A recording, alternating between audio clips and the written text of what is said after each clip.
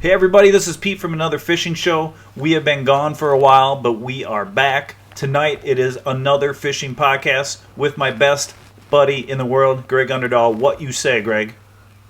I say let's get this thing started. This isn't another fishing show. This is another fishing show.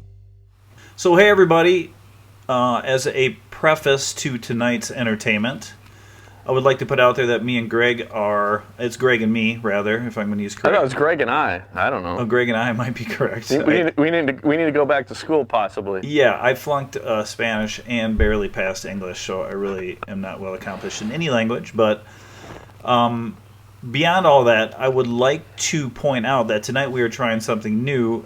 We are actually doing a podcast remotely because we realized it is almost impossible for the two of us to get together for any length of time. So, well, it's impossible to be consistently, for any of this to work, whether it be YouTube or a podcast, we have to be consistent. And the reality is like the only way for us to be consistent, because we live 2.5 hours apart. Yeah. The only way for us to be consistent, as far as to do content, is we've got to do this remotely. Absolutely. Like this. So I'm on my computer with a GoPro on my face, and I'm using GarageBand. I got kind of a funky setup here. Greg's got his own thing going, so we're hoping this all works out in the mix. And I believe it will. My setup looks way nicer. I look like a movie star compared to you. Yeah, I don't. I look like I look like a pale sort of Grizzly Adams, like close to death. Unshaven. It's not a pretty sight over there. It's been a tough winter. Yeah, and I guess we're going to start out with that. And it seems to be every time we get together for a podcast is because we can't go fishing, and we end up complaining about our lack of fishing. But I honestly, I have a serious complaint right now. So as far as updating everybody, we're in Minnesota. And Minnesota winters are notoriously rough around here, but at least in the dead of winter, you get out on thick ice and get to do some ice fishing. And there's this weird period of time between when the ice gets a little sketchy and you're playing with your life to go fishing, and before the water opens up. And it isn't just the water that's an issue, it's seasons. So you live up in central Minnesota where the Mississippi is up there and you have a bunch of lakes up there, but you can't really fish for anything, which is a problem. And I have more opportunities closer to me because I am close to the Mississippi. That's border water, meaning it's the border between Wisconsin and Minnesota. And that allows me to fish any time of year out there, as long as the water levels get down to a reasonable level where you're not risking your life, which has just recently happened. And then also I have trout fishing in my area, which is kind of a nice backup plan. But the problem today was we had a major blizzard. So we had like a couple 70-degree days. I don't know if you got those up there in Buffalo, where you're next to. Yeah, we had at least one. We've had 170-degree day. Right, and it felt amazing. The lake in front of your house, you said, was almost completely gone, but you still have some stubborn ice. It's now complete. The water. We have open water now. Right, with a bunch of slush blown in on one area, which is making these really strange. Like, maybe you've seen this before. I've seen it on television on a big lake before when it went like ice out. It makes like these donuts, like these big donuts. I've never when heard all of that slush it's really weird. Like the physics of it, there's something going on where it makes all these like multiple donuts. It's strange. It does. It makes. If I was a good like Instagrammer, I would have taken pictures of it. Maybe I'll do that in the morning. It makes donuts in the water. Like there's like these circular, like smashed, like slushy things on the top, and there's like multiple ones, all blown in to one side. And I don't know what the physics of it is, but I've seen it before, like on a video or something. Yeah, I've never heard of that before. Yeah, it's strange, but it's on our lake out here. I live in no lake country, but I'm sure, ironically, that blizzard was blowing so hard. That's a great way to get ice off the lake, ironically. Exactly, and that's what happened, because we still had, like yesterday, we had ice, on a quarter of the lake, and we've had this bomb cyclone, Right. which we had a bomb cyclone last year this time. Yeah, and Go ahead. Sorry. I'm just curious. Does that ice it doesn't sink, right? Like, what happens to it? It just disintegrates? Float. It's floating right on the top. But I mean, when it disappears, where does it go? It just melts? Like the wind pushes... You know what I'm saying? Of course it melts. It's ice. But like a quarter of the lake just melted in one day? Yes. In a blizzard? A quarter of the lake, it was warm enough where I think the friction from all... I mean, dude, we had serious ice caps. Yeah. On the lake. You mean white caps? Ice caps. They call them ice caps when it's winter. I'm just kidding. White caps, yeah. No, so but we're kind of digressing. I mean, we can't make the whole podcast about these, my lake going ice out. And I hear it, but my point was of where we got off track is that we just got walloped when we saw the door opening for spring. Right. We just got kicked in the can, and it's not over yet. Now it's a winter wonderland once again.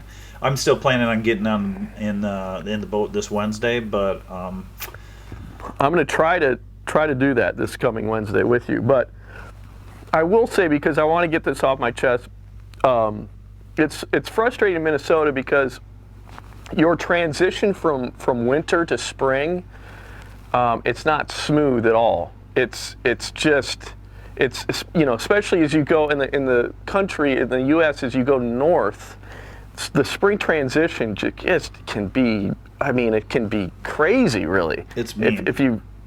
What's that? It's mean.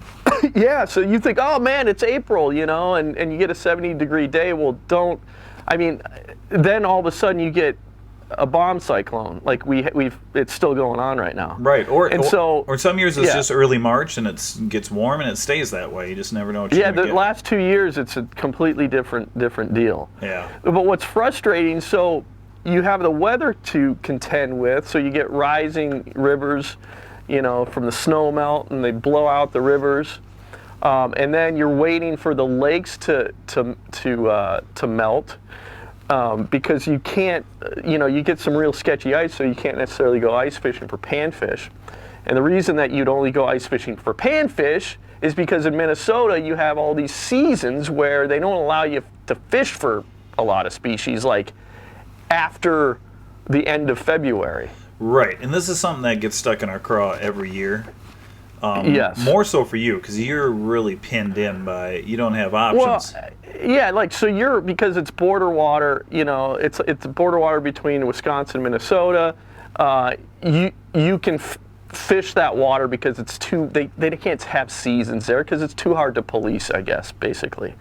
So here, where I live, I'm not near any border water, so I can fish the Mississippi River, but I'm not allowed to fish for smallmouth. It's maddening. Which is absolutely, and where I'm close to, there's a warm water discharge, keeps the river open for a big stretch of the river, and so I could be fishing, through March for smallmouth if it was legal, but it's not legal because the Minnesota DNR is protecting walleyes, and that's all it is.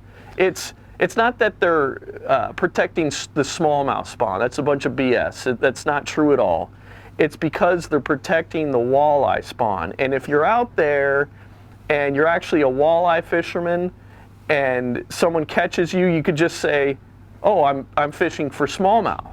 And so that's why they close the smallmouth season. Does that make sense? It doesn't. It doesn't. Like, this is where I get hung up on this one. And for those of you that don't know, Greg lives... I mean, we've talked about this before, so I kind of want to get past it pretty quick, but it's maddening because, especially this time of year, when you're really this time of year, your options are carp, rough fish. Yeah, right. And, I don't even know panfish, but...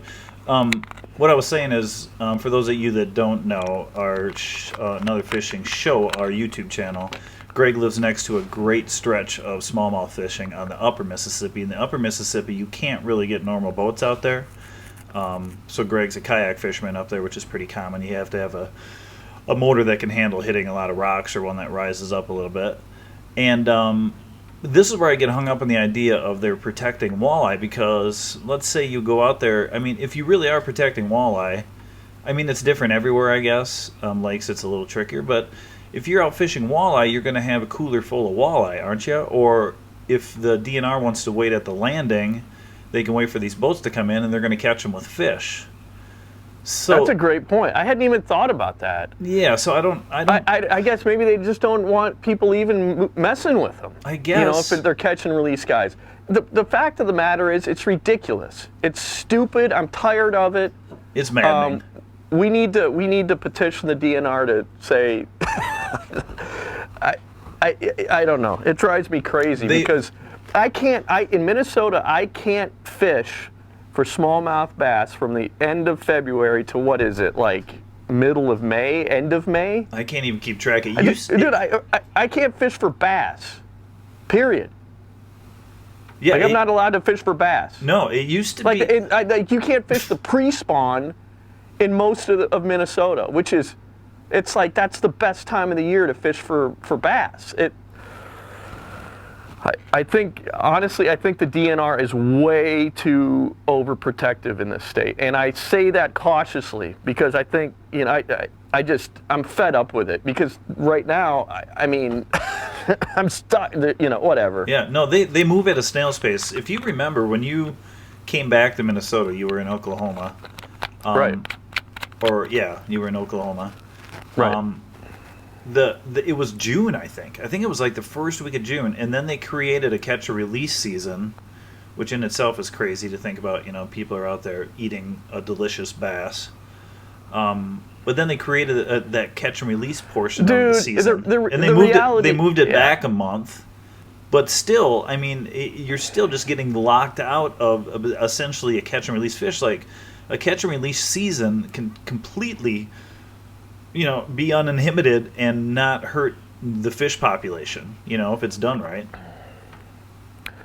They're worried about walleyes. It's got to be. That's all it is, dude. Yeah. It's like this state is, I mean, don't even get me started with that nonsense. I like getting you started with nonsense, actually. Well, it's stupid. I mean, it's so dumb, dude. It's like, let the walleyes fend for themselves. I want to fish for some frickin' bass. Right. I mean, they have to be open to the idea of, okay, well, some people are going to abuse the rules, Well, dude, I'm sorry.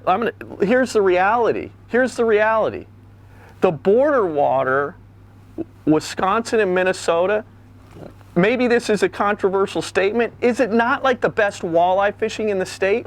Yeah, but it's kind of apples and oranges. I mean, I don't know, dude. You're talking about, like, if you talk about a lake that you live on, and let's say they're worried about the walleye population getting dented. It would totally get dented. I mean, because everybody, the problem is partly the culture in this state.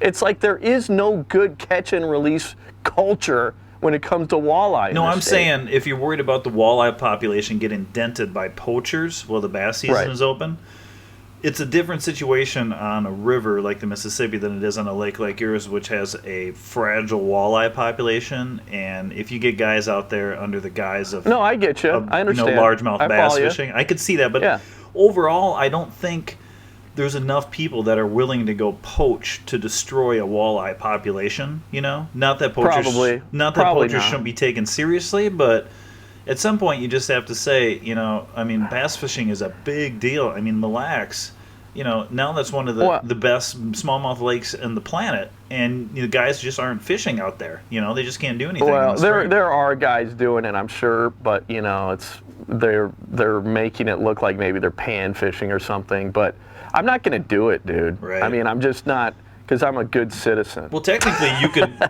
you could say you were fishing for carp, right, and fish for walleye. Yeah, you jig for carp, right? You throw spinner baits. Well, I'm just saying, you can say you're fishing for anything and go fish for walleye, so I don't understand why the bass thing weighs down on the whole situation, Yeah, I don't know. I'm fed up with it, frankly. It's really annoying when I have to stop fishing for smallmouth at the end of February, dude. Yeah. End of February. Has nothing to do with the spawn. Smallmouth don't spawn in the state until May, dude. Yeah, it's just stupid. So we got to move on from this. My blood pressure's spiking right now. Yeah, I know. I like it when you get angry about veers. Yeah. Well, so here's something that, I think we should talk a little bit about we had a big, long absence of like 5 months, okay? And to me, I want to do I just want to kind of vent a little bit about kind of social media and YouTube, and is that all right? Yeah, hey, it's a free-for-all thing. Luckily, we came unprepared. It's open mic night. Yeah, we came unprepared, so if you want to do like beatnik poetry, just let it rip. All right. Yeah, no, I gotta tell you, dude, like, I get YouTube, and I've said this multiple times, I love YouTube and I hate it. And the reality is that what we have to, I don't want to sound like a crybaby here, because I fully believe that our lack of kind of any real traction on YouTube is our fault, Sure. But who else are you gonna blame? Well, YouTube. Yeah. No, so here's what's frustrating. What YouTube primarily consists of are videos that are, it seems like anyway, and I do not want to go down this road. If we go down this road, I merely want it to be like we're making fun or it's parroting. Let me just start by saying, I got to back up here. What annoys me about YouTube the most is that you're basically, to grow an audience, one of the ways to really grow an audience, maybe quickly, is to do trending topics. So if you look on YouTube, if you really study YouTube, there's so many stupid ass trending topics, like the dumbest trending topics. It's shocking. And I gotta tell you, it's shocking. Like, a hot knife. This was a big thing a few years ago. A red hot knife through objects. Right. So that was trending throughout YouTube, and then these fishing channels started doing it. Oh, a hot red knife through a reel. And personally, dude, I'm not going to swear on this because it gives you more work, Pete. Thank you. I mean, there's nothing, listen, my time is valuable. I'm 43 years old, okay? Half my life is most likely over. Yeah. Sure. I don't want to be wasting my time making a video of like, doing videos with red hot knives going through stuff. It's like chasing your tail. And so it's so stupid. You saw somebody like cut a reel into with a hot knife? One of the big fishing YouTubers, I'm sorry, That's how man. I'm sorry you had to see that. Well, and that's just one example. Here's another example. Drives me freaking crazy. And someone that I know, he's going to know immediately if he listens to this podcast that I'm talking about him. This isn't a criticism of him or anything. It's a criticism of kind of what's happening on YouTube, specifically on the fishing side of things. Okay. Yeah. Like you'll see now videos trending, like fishing videos. Cops were called. I fishing a small pond and I got caught. And then there'll be like a thumbnail with siren, like a police car or something. Right. And that's trending. So people go, oh, okay, well I gotta do a video where I bust into a private pond and then I get caught because I know that'll trend. It's like, dude, yeah. I'm sorry, I want to have nothing to do with that. It's garbage. It's like the garbage. It's like on Facebook, when the ice bucket challenge took off for a while, which then everybody, like a bunch of lemmings, starts doing a stupid ice bucket challenge. Yeah, I mean, dude, it was for a good cause, but I mean, it was so you could just like near the end of it, everyone was sort of thinking like, what were we doing? I've been like this. I've examined myself here in the last couple of weeks, a little bit. I've done some self-reflection, introspection. I'm sorry you had to do that. I'm sure that was ugly. It was. Not really. I mean, the reality is, dude, we're big Howard Stern fans, Amen. And I started listening to Howard Stern when I was 16 years old. Actually, before that, I think I was around that age. And I learned about Howard because I was watching. We had cable. I lived in California. We had cable, and we had a channel from New York. And at that time, this was in the early '90s. Howard Stern had a TV show too. He had a radio show, and he also had a TV show. The Channel 9 show. And Channel 9 show. And just by accident, I came across it like channel surfing one night. He was up. He was up against Saturday Night Live. Up against Saturday Night Live, yep. And it killed. Yeah. And I couldn't believe what I was seeing on TV. And here was this guy that was like, he was anti-establishment. He was about paving his own path. He was a rebel, Totally. And kind of just a critical of I guess the establishment, whatever is the best way to say it. Yeah, love him or hate him. I mean, love him or hate him, he was brutally honest, and there was nothing like him ever in broadcasting. So I saw that. I started listening to him, and then in high school too, I was just a guy that was like, I didn't want to be a lemming. I didn't want to be like everybody else. I didn't want to, and so. When I see like the ice bucket challenge, and I see, I'm gonna do I got busted doing a video, or excuse me, I got busted doing a YouTube video breaking into a pond. It goes against it goes against everything in my core, dude. I hear you. I mean, when we first started this project, which was probably 30 years ago at this point. Our whole concept was, we want to come across real, like, our real experiences are entertaining because of who we come into contact with, or the things we go through to sort of chase this passion of fishing, which we've never really even understood. We just do it off of instinct. At some point, it doesn't even matter. It's like, well, this just cheers me up when I'm doing this, so I want to keep doing it, so... that was the rule from day one, was that we need to do this the way we want to do this. And when you see that sort of, it's like a mob mentality on the internet, like people just start freaking out and they sort of lose their focus, and it becomes a sort of a gamble to get on top, Right. And we've talked about a segment we have coming up in the near future called Split Shots, which we're really going to be able to delve into the internet, I think. I really like this idea. Me too.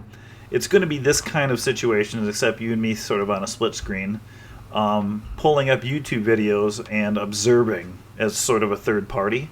Right. Observing things we like, but mostly probably observing things we're like, what is going on here? Like, is this the end of civilization as we know it?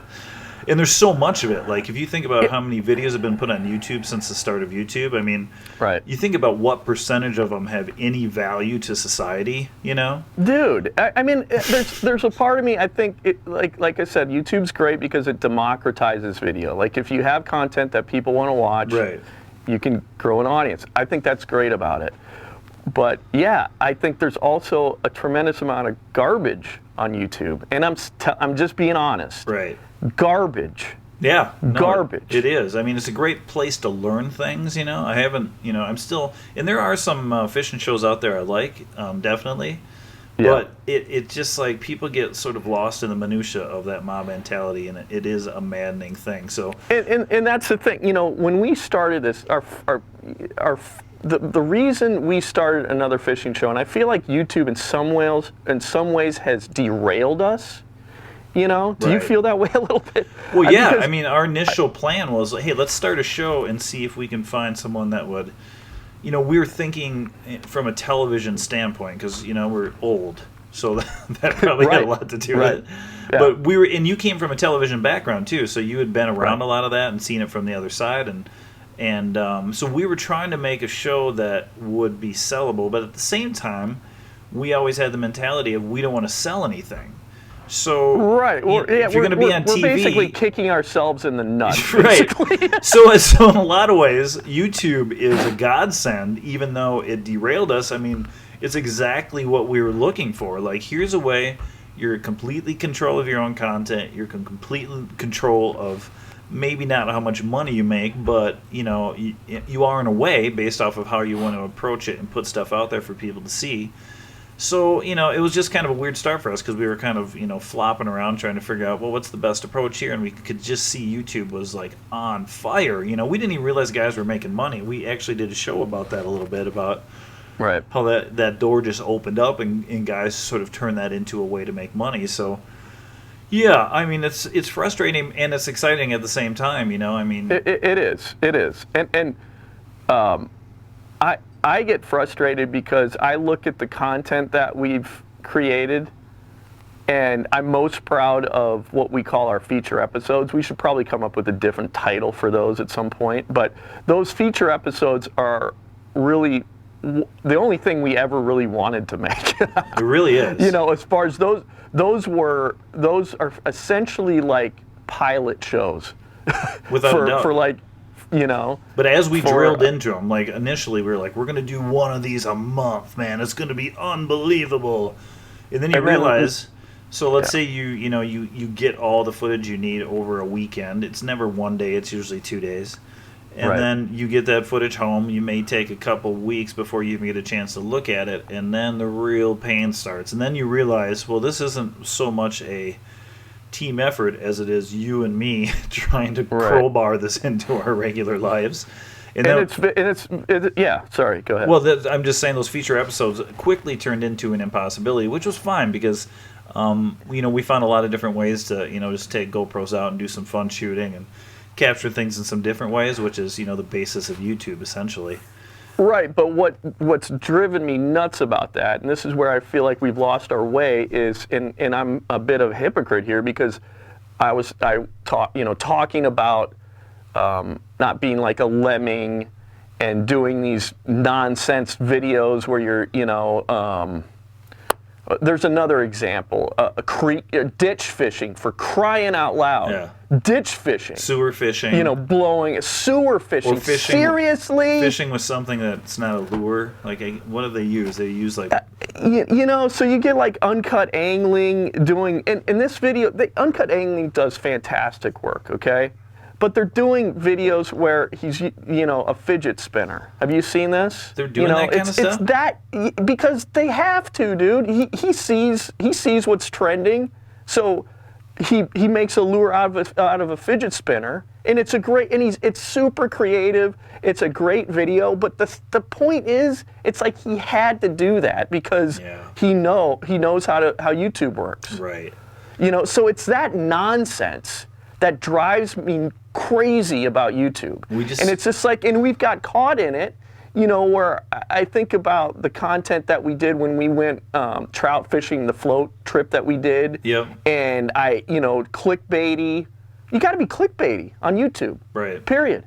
And so I said, I titled it "Man Almost Dies Trout Fishing." I mean, stupid, dude. You didn't almost die. No, but I did have sore ribs. For 2 weeks I had sore ribs. You had sore ribs, but how am I going to, that's not going to get clicks, you know what I mean? Right, yeah, Pete has sore ribs. Man has sore ribs for 2 weeks.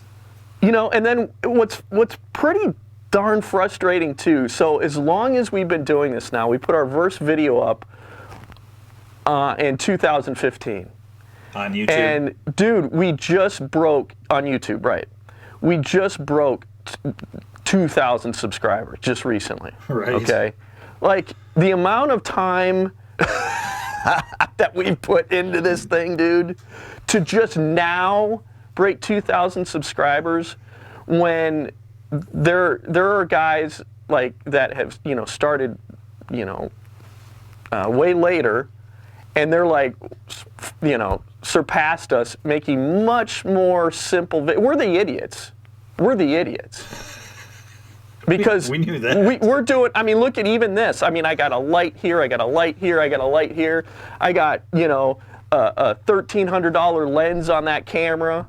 I mean, we're the idiots. But I come from a television background where I cannot force myself to make too simple of videos. Yeah. It goes against everything in my being, dude. I know what you're saying. So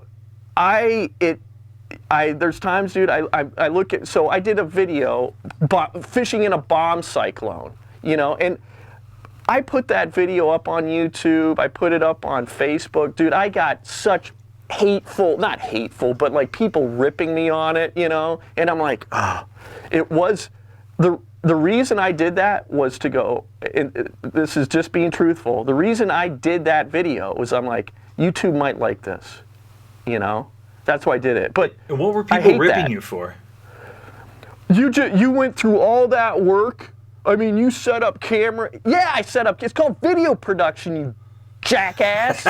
People are mad at you for doing video They're production. like, oh my God, you set up the camera way away from you, and then you walk back. I'm like, people aren't used to seeing television production, like video production on social media and YouTube. It's like everybody wants a stupid ass chesty video. Do I need to edit out ass, by the way? I don't need to, right? Okay, no, I never do, dude. I don't know if we do. An ass is a donkey. On iTunes, we're also we're not supposed to work blue on iTunes. So okay. I don't know. I'm not going to edit that out. I'm going to be a rogue, see what happens. Well, I don't think. I honestly don't. I don't edit out ass. All right. Because. I hear you. Okay. But I'm not going to say it anymore. Okay. Right. I hear you. But my point is, I'm a bit hypocritical. I've done these videos. We've done these videos where I know I'm trying to play. I'm being clickbaity, and I can't stand it. Right. I can't stand it. So, if people listening, you guys know of a way, where where we can continue to grow. We're not doing this because. Here's the reality. Here, Pete and I have to really look at ourselves too, because the only way that this thing is going to take off or we're going to grow an audience is that we have to be consistent. And Pete and I have not been consistent enough. Okay, so, bottom line, I can complain about YouTube, I can complain about social media, and I'll continue complaining because I'm really good at it.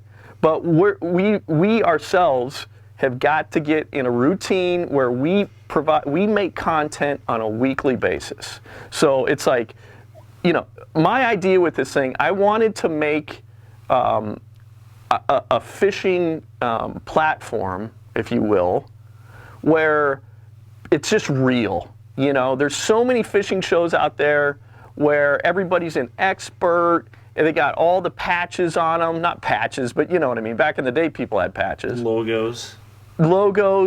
And, I know how that works. I get it. But I wanted to be an alternative to that, where you can still learn something from us, but more than anything, it's like the idea for another fishing show, it's like we are guys that you'd meet at a bar, and you just start talking fishing. Right. And I want that kind of vibe where it's very real, and we're not trying to beat you over the head with promotion. We're being real. If we think something is garbage, we're going to tell you it's garbage. If we think something's great, and we're not influenced by anything. Right. Like if you were to go fishing with us without cameras rolling, it should essentially be the same experience as if cameras were rolling. Right. That's exactly. And so the trick of that, and the idea was when we found out about YouTube, oh wow, here we go. We can put this idea out there, okay? And now we can grow an audience. We can grow our own audience. And what's very frustrating is how slowly we've grown an audience. That's just the reality. Yeah, which is our own fault. I mean, we kind of... It is our own fault. With YouTube, there's a certain degree of luck, but we know that if you're not grinding away at it and putting up content on a regular basis, that you're really shooting yourself in the foot on that platform. Right.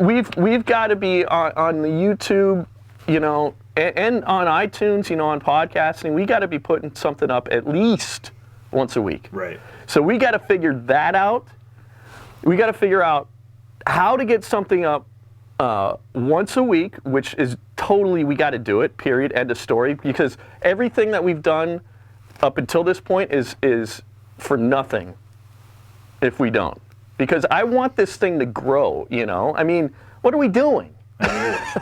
We're making home videos to show our kids. And that's great, but dude, I've spent a ton of money on this thing. I know. I've got to get, and I'm saying this for myself, okay? This is like therapy for myself. I've got to get my head in the game here. Right. You know? And like a business. Like this is a job, dude, where we go, okay, dude, you know, we've got content that we got to put up on Thursday, you know. Yep. The reality is and I think we're on the same page here.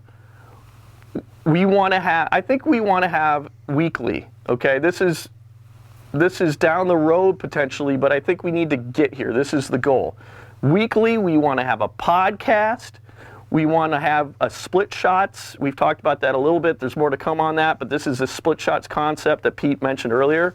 And then we want to have like just an edited something in there, like maybe a little fishing piece or a whatever, but an edited, more of an edited like little fishing adventure or something. Absolutely. And I'm pretty excited about the fact that this is our first podcast. If you're randomly picking up our podcast somewhere on your favorite app, that's because this is our first podcast that has been launched beyond YouTube. So we're on every platform now. So our first 10 podcasts were essentially YouTube videos. We did video vlogs, if you will, as a podcast, but this is our first one where we're sort of injecting it into the podcast world, so we're kind of excited to sort of explore that platform as well as throw them on YouTube and see what we can make happen with them there too. So we got some things in the tank. It's always, for us, it's always about, buckling down, finding the time, making room for work and family, and fishing, and then filming and not destroying your fishing day by filming.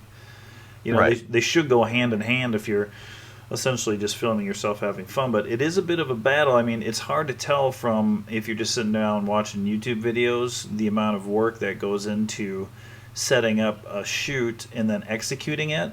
And when you've got, like for myself, I've got, one day to fish, usually, one day of the week. And if I spend, 2 or 3 hours of that day messing around with cameras, it's hard on you because you want to be just out there fishing, But the gratification on the back end of that is when you get home and you start scrolling through all this awesome footage and you realize why you're out there fishing in the first place, because when you see it play back in front of you, it's kind of like, that is just awesome. I mean, we used to just, wake up early, or set the VCR for Saturday, Sunday mornings and record those fishing shows. It wasn't cartoons for us. We were watching fishing shows.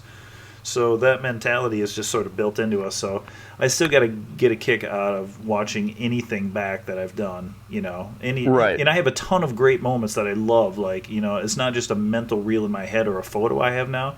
If I'm thinking of something like, oh yeah, that was a great day, I can like pull something out of my pocket and watch it, And that's what's phenomenal, about since 2007 with the iPhone. You basically now have, and younger people won't really appreciate this, but us old fogies, you essentially have a television in your pocket now. It's so easy to watch videos. It's never been easier to watch videos. It's crazy. Just this week, I cut the cable, man. I'm free of there cable you go. TV.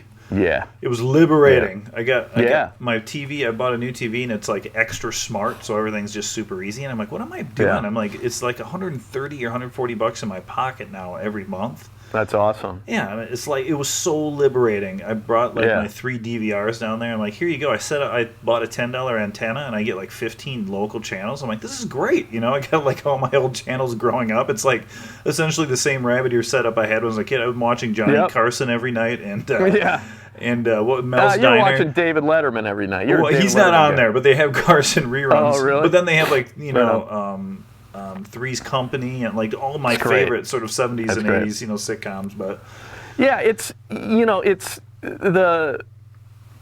we've never been in a time where video is powerful, Yeah. And YouTube, YouTube is where it's at. There's no other way to say it. Yeah. YouTube is where it's at. So what we have to do is we have to be consistent. We have to be better at thumbnails. Essentially, that thumbnail on YouTube is a billboard or a cover of a magazine. It's got to pop. It's a bigger deal than you think. And our title's got to pop. Period. Right. You know, and we've got to be doing stuff that to grow an audience. We've got to be getting our videos like, you know, being suggested. Right. So the trick of that is like, I don't want to be doing hey, I got arrested by the cops videos. True. But you are, you know, when you say you got to make those titles pop, that's where things get tricky because you know, when you're making them pop, generally you take a step back and you're like, this is ridiculous. You're like, what am I? I know. I say this, Pete. I say we concentrate on those thumbnails, making those pop like a magazine cover. Our titles, just find that line where you're like, I don't feel like we're selling out with this title. Yeah, where you or don't, that's not the right term, but you know what I'm saying. Yeah, like we're not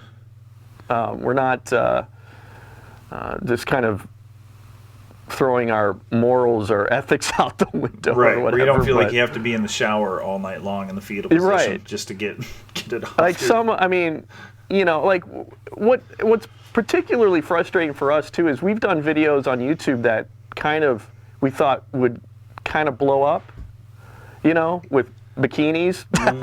Wah, wah, wah. So it's like we've kind of been. We feel like in some ways we've been kind of just YouTube's kind of squared up on us, right? And just kicked us, you know. On so in which we put a lot of work in, you know. Oh, we did. And we did. But I gotta say, I'm still enjoying it. I still enjoy bringing home this footage, and even though it's a hassle pulling up the editor, and fitting it in, but just like getting good at editing software, and like it is a battle. Like if you don't keep doing it, it really is like it's like with anything, you got to put in your hours of practice to be efficient at it. Yeah. And if you set it aside and don't do it, and then come back to it, it's like you have to. It takes forever. You're like in this grind trying to. You just get hung up on these little technical things that keep stopping you from being the editor you want to be, you know? Well, for me especially, you know, with OCD. Yeah, right. So you're just like, I feel like I need to see a shrink afterwards sometimes. Right, it's like your version of counting bathroom tiles, but you're doing it with your editing software. Yeah.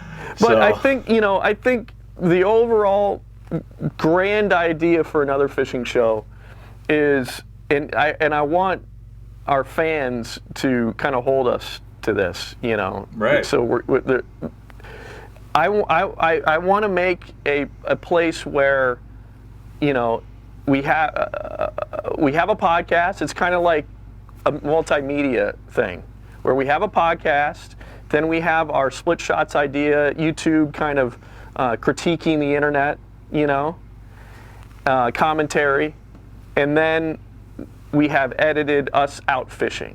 Right. You know, and to make YouTube happy, we're going to have to do simpler videos. I think our best videos are us together. I think so. We need to concentrate on us fishing together more, you know, for our videos. Yeah. Well, I mean, that's what we're looking to do anyway, so. And then, realistically, twice a year, we drop a full production feature episode that's like giving us like our all. Right. You know. And those full production episodes have to have a variety, and they have to have some sort of cultural vibe to them, like, you know, Agreed. Like Eel Pub like Festival. The original idea, like the whole reason we started this to begin with. It was about being real. It was about characters. It was about, you know, interesting people you meet in a fishing day. Yeah. You know, and my biggest criticism with the traditional fishing show is that it's too much focused on the water. You know, everybody been there, done that. Okay, Right. what we're gonna do, and being in the business, I know a lot of that is a bunch of malarkey. Yeah, it's that same. It's a bunch of smoke and mirrors, and it's a recipe. You know, like making these guys look like gods. Right. Okay. Right. The reality, I want to cut through that garbage. It's not garbage. I got to be careful with that because I still want to be, you know, called upon to do work for. Being that is your profession. But You're there's some garbage great man. production quality in in fishing shows. Those are not garbage, but Right. there's a lot of garbage where there's just, it's like, what are we doing? Why are you, what blows my mind about some of those shows is that I'm like, how are you getting sponsored? I could never have a show like that and go, yeah, no, I'm going to go out and sell the hell out of this thing now. Yeah. It's like, do you have no shame? Yeah, it's like I couldn't hard. show my face to a potential sponsor with garbage like that. It's tricky, my friend. But anyway, I hear you. my point is, so with our feature episodes, it's the original idea for another fishing show. It's characters, it's the storyline, it's the stuff that happens even before the water that every fisherman can relate to. Yeah. We're showing all our warts. We're not afraid to show that we're imperfect. Right. We're Right. human beings, for crying out loud. But we have figured so out. that's the idea. We have figured out if we are filming and we end up not catching any fish at all, it really is hard to take that video and put it on YouTube. Because we've had the discussion like, well, can we make this entertaining if we don't get any fish? And if we're solo, it's almost impossible. If it's the two of us, there might be enough comedy there, and not even intentional comedy, just like we're just bad at things. Right. And that you might be able to pull something like that off, but Maybe, I've never been more ready for spring. So Me too. Spring is on the way, my friend. We should probably wrap up our first Another Fishing podcast. I agree. On all platforms, but basically these podcasts I think are somewhat of a therapy session for us. Like we just get on and vent about how we hate weather. I felt great about it. Yeah, I know. We felt hate great weather. about it. We hate YouTube, but we love weather and we love YouTube. So it's really confusing. But yeah. Anyway, so spring is on the way. We have a lot planned coming up this spring. We're gonna be chasing some pike. We're gonna be chasing some rough fish. We got the reds are gonna be running here in no time at all. Suckers. Suckers. You know it. The red horse suckers. All right, Pete. Let's promise some. Since this is a therapy session, okay, and it's kind of like couples counseling. Okay. Okay. Let's promise each other to hold ourselves accountable. Okay. I'm holding you accountable. You hold me accountable. I hereby vow to hold you accountable. Because I the same to you. And here's the reality, okay? We got to look at it this way. This will eventually pay off. Okay, when I say pay off, like we'll have more than, I don't want to sound like it's all about subscribers, but this is eventually this has got to be something. It's nothing. So I'm holding you accountable, you're holding me accountable. We will provide content on a weekly basis. We're going to start out with content once a week. We are eventually, sooner rather than later, going to get to 3 content pieces a week. Are we on the same page? That would be lovely, but let's not get ahead of ourselves. Agreed. All right. But are we holding ourselves accountable? We are. We are definitely going to focus on figuring out ways of creating quality content that isn't even necessarily us out fishing. And then in addition to that style of shooting, we're going to get out there and fish. We're going to be doing a good podcast. And Split Shots is coming, folks. And we are going to be exposing the dark web of fishing. So stick with us because you're going to be watching some of these videos with us. And it is going to make everybody crazy what is out there. In case you're not familiar with what's out on YouTube, because everybody gets in their own little corner of YouTube and just sort of stays there. If you veer off your own beaten path and actually watch what's going on out there, it's going to drive you kitty bonkers. And we are going to expose those people. So, all right, buddy, we're going to wrap this baby up. It is getting late. I got to go to work in the morning. Is there anything else you want to say? No, I'm good, man. I promise, Pete. We got to be. We're holding each other accountable. I promise too. I am holding you accountable. We want to thank everybody for listening. We will be back sooner than later. Certainly not a break like we had the last time. And as always, folks, do not leave your crawlers in the sun. This is Pete for Another Fishing Podcast, and we will see you next time.